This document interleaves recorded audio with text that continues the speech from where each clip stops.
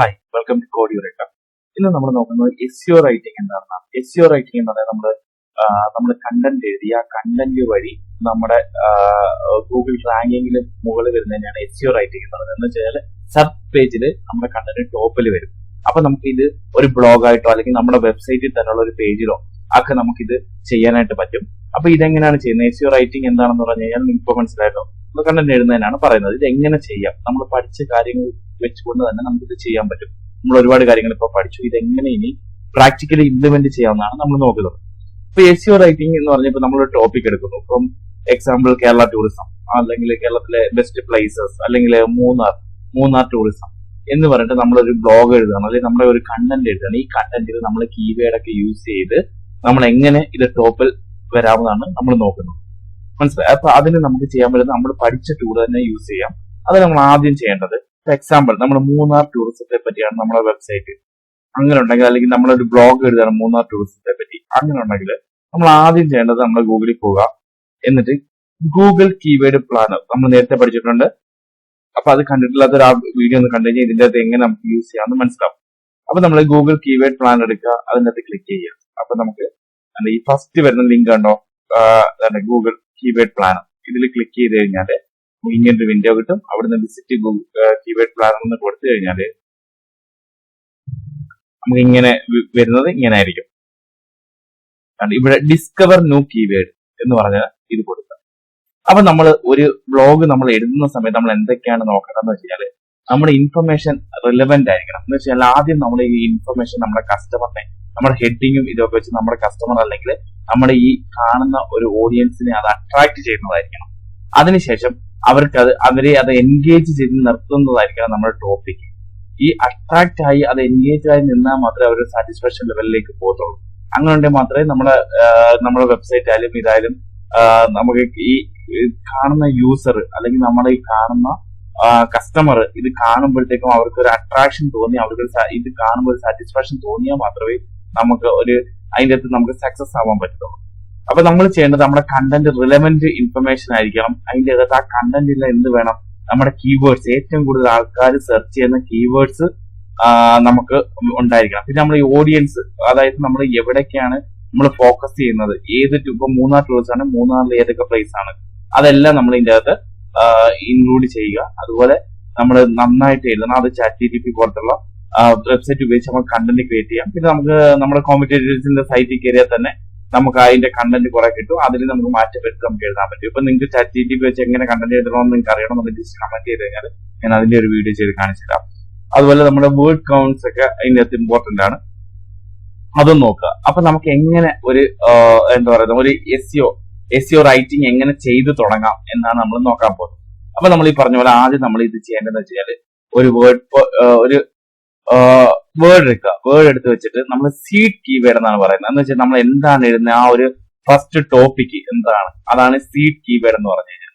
അപ്പൊ ആ വേർഡ് തന്നെ ഉണ്ടല്ലോ സീഡ് കീവേഡ്. നമ്മളിപ്പോ മൂന്നാർ എന്ന് എഴുതണം. മൂന്നാറിനെ പറ്റിയാണ് നമ്മളൊരു സൈറ്റ് ഡെവലപ്പ് ചെയ്യുന്നത്, അല്ലെങ്കിൽ ഒരു ബ്ലോഗ് ഡെവലപ്പ് ചെയ്യുന്ന നോക്കുക. അപ്പൊ മൂന്നാർ എന്നാണ് നമ്മുടെ സീഡ് കീവേഡ്, അല്ലെങ്കിൽ മൂന്നാർ ടൂറിസം.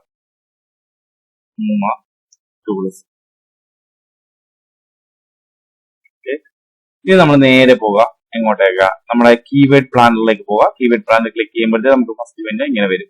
അതിനകത്ത് സെർച്ച് ന്യൂ കീവേഡ് എന്നുള്ളതിന്റെ തന്നെ നമ്മൾ ക്ലിക്ക് ചെയ്യുന്നത്. ഈ കീവേഡ് പ്ലാനറിൽ വന്നിട്ട് നമ്മൾ ഫസ്റ്റ് വരുമ്പോഴത്തേക്കും വരുന്ന വിൻഡോ എന്ന് പറഞ്ഞു കഴിഞ്ഞാൽ ആ വിൻഡോയിൽ ഡിസ്കവർ ആണ്. ഇവിടെ കീവേഡ് പ്ലാനർ എന്ന് പറഞ്ഞിട്ടുണ്ട്. അതിന്റെ അകത്ത് ഡിസ്കവർ ന്യൂ കീവേഡ് എന്ന് പറഞ്ഞ ഓപ്ഷൻ ഉണ്ട്. ഇതിൽ ക്ലിക്ക് ചെയ്യും. ഇതിൽ ക്ലിക്ക് ചെയ്യുമ്പോൾ അതാണ് ഇവിടെ കീവേഡ് എൻ്റർ ചെയ്ത് കൊടുക്കാനുള്ള ഒരു ഓപ്ഷൻ ഉണ്ട്. ഇവിടെ വന്നിട്ട് നമ്മൾ ചെയ്യേണ്ടത് എന്താണ്, നമ്മുടെ ഈ സീഡ് കീവേഡ് കൊടുക്കുക. മൂന്നാർ ടൂറിസം നമ്മളിവിടെ കൊടുക്കുന്നു. കോമ അല്ല, എൻ്റർ കൊടുക്കുക. അപ്പൊ ആ കീവേഡ് ഈ മൂന്നാർ ടൂറിസം എന്നും കൂടെ കൊടുക്കുക.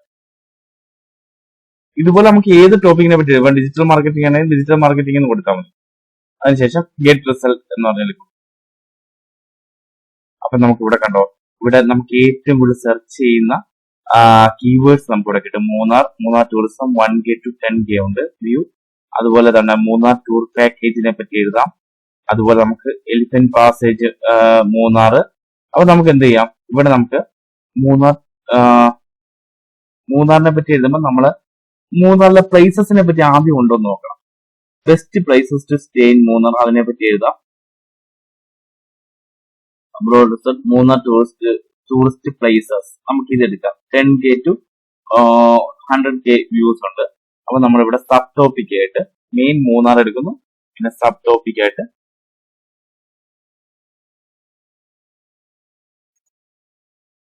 മൂന്നാർ ടൂറിസ്റ്റ് പ്ലേസസ്, അതിന്റെ നമ്മളെ ഈ മന്ത്ലി സെർച്ചസ് കൂടെ ഇവിടെ ഇടണം. അപ്പൊ നമുക്ക് പെട്ടെന്ന് നോക്കിയെടുക്കാനായിട്ട് പറ്റും. ഇത് എഴുതുന്ന സമയത്ത് നമുക്ക് അതുകൂടെ കൺസിഡർ ചെയ്യാൻ പറ്റും.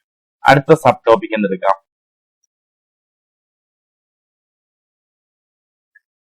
നമ്മൾ നോക്കാം. നെക്സ്റ്റ് നോക്കാം, best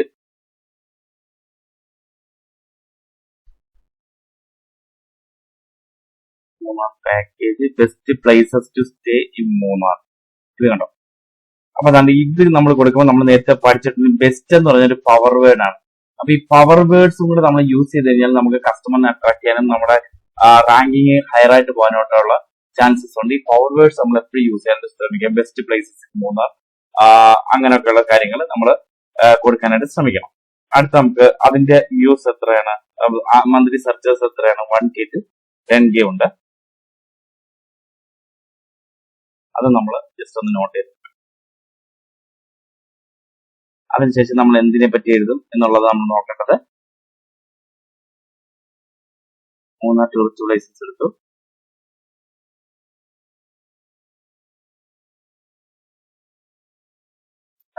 toll trees in Munnar 1K to 10K ഉണ്ട്. അത് നമുക്ക് എടുക്കാം. അതിനെ പറ്റി എഴുതും.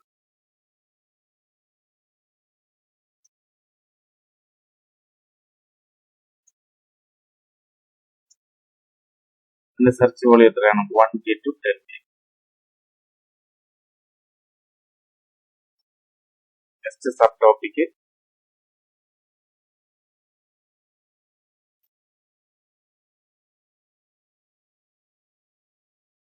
നമുക്ക് മൂന്നാർ ട്രിപ്പ് പാക്കേജസിനെ പറ്റി എഴുതാം. അതിന് 1K to 10K ഉണ്ട്.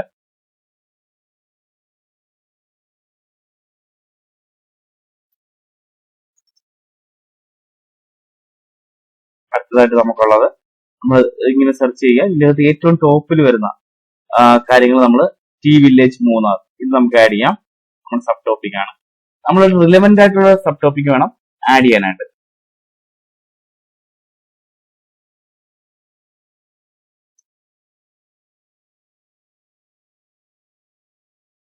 അതുപോലെ ഇങ്ങനെ നോക്കുക, നമുക്ക് ഏറ്റവും റിലവന്റ് ആയിട്ടുള്ളതും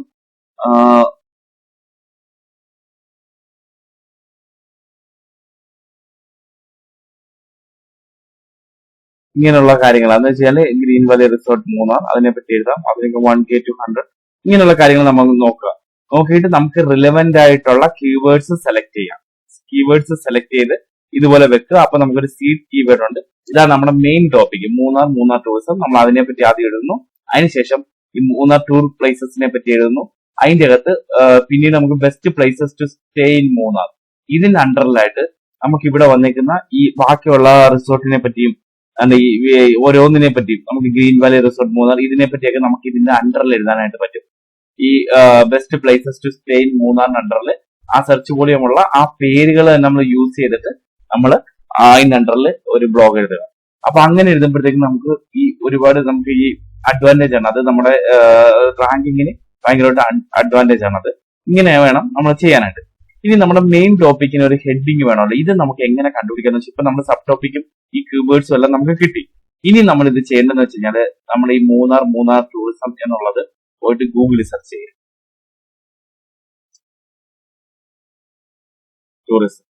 ടൂറിസം നമ്മൾ ഇതിന്റെ അത് ഗൂഗിളിൽ സെർച്ച് ചെയ്യുമ്പോഴത്തേക്കും ഇവിടെ ഒരുപാട് ആൾക്കാർ ഇത് ചെയ്തായിട്ടുണ്ട്.